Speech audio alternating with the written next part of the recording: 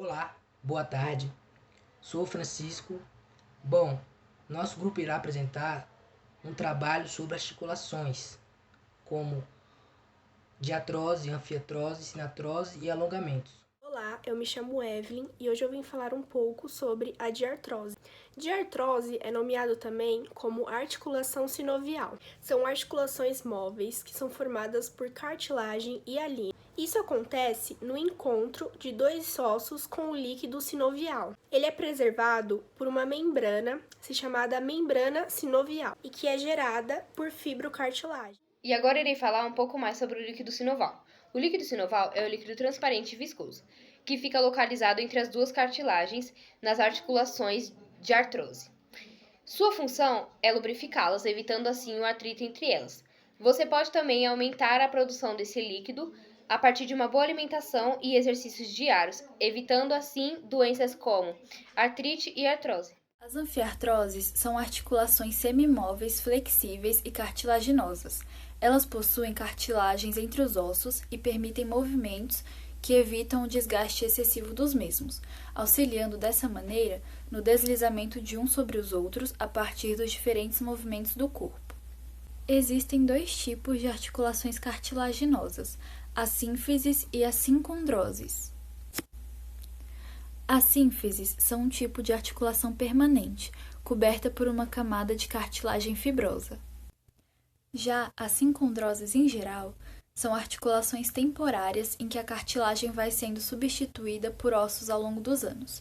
Esses ossos são unidos por cartilagem hialina, na maioria das vezes ossos longos e alguns do crânio. Um exemplo desse tipo de articulação é a articulação cartilaginosa que une os corpos das vértebras adjacentes. Preenchendo a lacuna entre as vértebras está uma camada espessa de fibrocartilagem chamada de disco intervertebral. Cada disco intervertebral une fortemente as vértebras, mas ainda permite uma quantidade limitada de movimento entre elas. No entanto, os pequenos movimentos disponíveis entre as vértebras adjacentes podem se somar ao longo da coluna vertebral e assim fornecer uma grande variedade de movimentos corporais. Outro exemplo de anfiartrose é a sínfise púbica da pelve. É uma articulação cartilaginosa na qual as regiões púbicas dos quadris estão fortemente ancoradas uma à outra por fibrocartilagem. Essa articulação normalmente tem pouca mobilidade. A força da sínfise é importante para conferir estabilidade e sustentação de peso à pelve. Articulação fibrosa, sinatrose ou imóvel são atribuídas àquela pequena separação com tecido conjuntivo fibroso entre os ossos. Seu principal papel é proporcionar a absorção de choque. A articulação fibrosa pode ser classificada em dois tipos, suturadas e sindesmosas. Oi, meu nome é Vitória e eu vou falar um pouco mais sobre os dois tipos de articulação fibrosa. Primeiro a gente tem a sutura, que ela fica nos ossos do crânio. E a gente tem também a sindermose, que ela fica entre a tíbia e a fíbula, que são os ossos que ficam na canela. Eu vou dar dois exemplos. Os ossos do crânio, eles são ligados de maneira que não tem movimento, eles não se movimentam, caracterizando, né, a sinartrose, ou articulação fibrosa, enfim. E outro exemplo seria a costela e o osso externo. Eles são ligados de maneira que quase não tem movimento, né?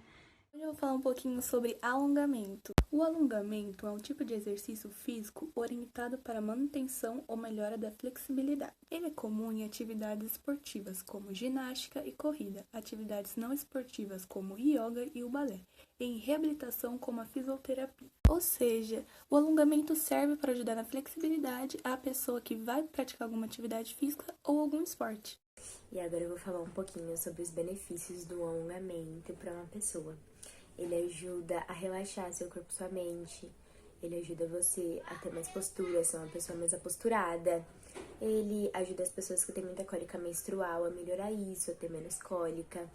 Ele ativa a circulação sanguínea, ajuda muito nisso.